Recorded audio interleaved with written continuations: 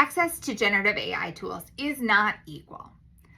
What this can mean is some of the generative AI tools charge for the premium services, a subscription fee or something like that to access optimized features in their system. Not everybody is able to afford that, and so that creates an inequity between people. An additional inequity that happens with these tools is the fact that a lot of them are created using the same handful of languages in their data sets, which creates a divide between people who speak and read those languages and those who don't.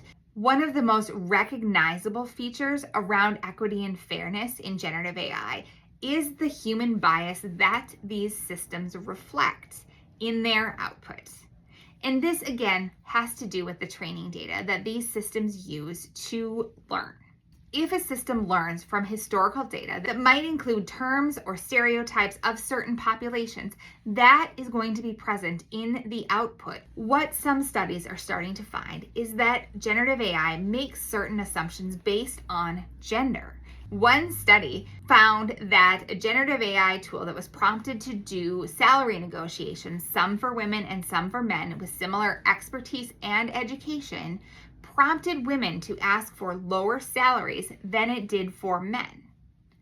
There are additional concerns related to employment other than salary negotiation, and that has to do with job replacement. The generative AI is going to take over certain jobs.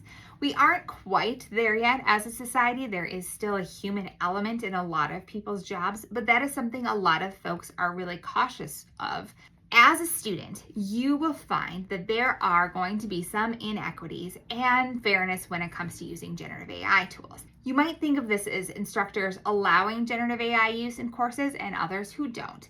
And that really is what is up to the instructor of how they want you to learn about their subject. One study found that using generative AI tools actually changes the way our brains work in the way we write papers. Students who used a generative AI had different brain function than students who did not use a generative AI tool. So it's fascinating that these studies are starting to come up about how we can make sure we are still having an equitable and fair learning experience while still figuring out how to use these tools.